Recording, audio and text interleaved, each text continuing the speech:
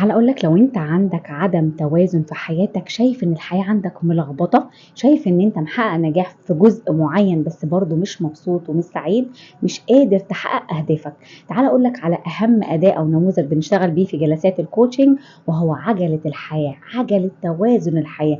إزاي أقدر إن أنا أوازن حياتي، إزاي أقدر إن أنا أشوف وأبص على دايرة حياتي وأشوف الجزء اللي فيه مشكلة عندي اللي عامل خلل وأبدأ أشتغل عليه. هنمسك ورقة وقلم ونرسم دايرة الحياة وهنقسمها ل8 أجزاء. عندك ممكن ننزل نشتغل عليه. عندي الجانب العقلي، بعد كده الجانب الجسدي، بعد كده النفسي، بعد كده الأسري، بعد كده الجانب الاجتماعي، بعد كده الجانب المهني، بعد كده الجانب المالي. طيب احنا معظمنا بنعمل ايه؟ بنعمل ان احنا بنركز على جانب او 2 أو 3 وبنسيب بقية العجلة، بنسيبها. عندي تقصير وعندي مشكلة، فتلاقي عندك في جزء عالي وفي جزء انا في تقصير فيه، فتلاقي عندي انا مش مبسوط. انا عندي الفلوس وعندي كل حاجه ومؤمن كل ده، بس برضه مش مبسوط.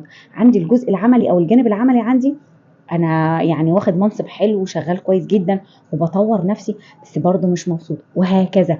فابدأ بص على كل جانب، تدي لنفسك كام من 10 في كل جانب من جوانب حياتك. اول حاجه الجانب الروحي، اسأل نفسك علاقتك الروحانية ايه؟ يعني أنا ممكن اكون بصوم وبصلي بس مش حاسس بسلام داخلي، فكده انا عندي مشكلة في الجانب الروحي. ابدأ شوف المشكلة اللي عندك وابدأ نميه عندك، وابدأ طلع درجاتك. يعني انا لو واخد مثلا 7 أو 6، لا ابدأ اشتغل عليه لحد ما تطلعه ل9 أو 8، وهكذا. بعد كده بندخل على الجانب العقلي. اخبار القدرات العقليه والذهنيه ايه؟ بنميها وبشتغل عليها ولا لا؟ انا بقرا كتب وبطور من ذاتي ولا لا؟ وهكذا. ودي لنفسك كام من 10. بعد كده هندخل على الجانب الجسدي. لما بتعب بروح لدكتور وبهتم بصحتي ولا لا؟ لما بحس ان انا محتاج راحه، لا انا باجي على نفسي قوي وباجي على جسمي قوي وبتعب جسمانيا عشان خاطر ان انا ورايا شغل ورايا حاجات مهم ان انا اعملها. فشوف تدي لنفسك كام من 10. بعد كده الجانب النفسي المهم جدا جدا جدا، اللي معظمنا بيتغافل عنه. نفسيتي اخبارها ايه؟ محتاج راحه نفسيه ولا لا؟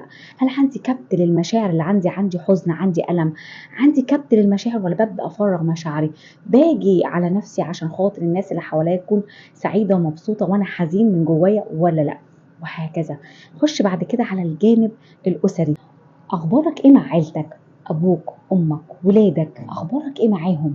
انا عندي تقصير مع الاب والام، انا عندي تقصير مع ولادي، عندي تقصير مع بيتي، ولا انا فعلا موازن الجزء ده؟ ادي لنفسي كام من 10. بعد كده ندخل على الجانب الاجتماعي، العلاقات. اصدقائي، اصحابي، مش عارف اعمل علاقات، عندي مشكله. المشكله عندي انا ولا عند الناس اللي بره؟ طب قيمي مناسبه مع القيم الناس اللي بره، ولا في مشكله في موضوع القيم؟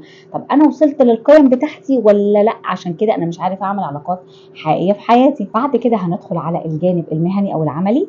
اخبار شغلك ايه؟ انت في المكان اللي انت حابه فعلا، ولا انت المكان ده انت مجبر عليه؟ طب انا لو مجبر عليه بدور ان انا اطور نفسي واطلع من المكانه دي للمكانه اللي انا عاوزها ولا لا؟ هل انا بتطور في شغلي، ولا انا في نفس المكانه ونفس النقطه اللي انا كنت فيها قبل كده؟ لا انا كل مادة بطور من نفسي وبطلع لمكانه افضل.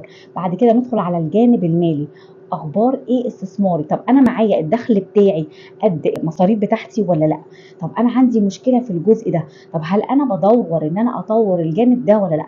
طب انا بدور ممكن اشتغل شغلانه تانية جنب شغلي تعلي الجانب ده عندي ولا لا؟ وهكذا. ابدا شوف عجله الحياه عندك، الخلل فين اللي عامل لك مشكله وعامل لك دايما ضرب في حياتك، وحاسس ان انت مش مبسوط ومش سعيد بسبب ان انا عندي مشكله في جوانب الحياه. العجله دي ببدا اشتغل عليها في كل فتره، كل مرحله في حياتي ببدا اراجع عجله حياتي اخبارها ايه، المشكله فين، وابدا اشتغل عليها.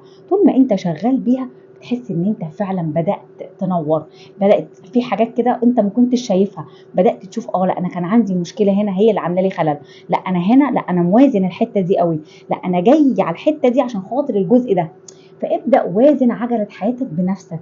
هتفرق معاك جدا وتخليك مبسوط جدا جدا جدا لما تشتغل وتلتزم بيها.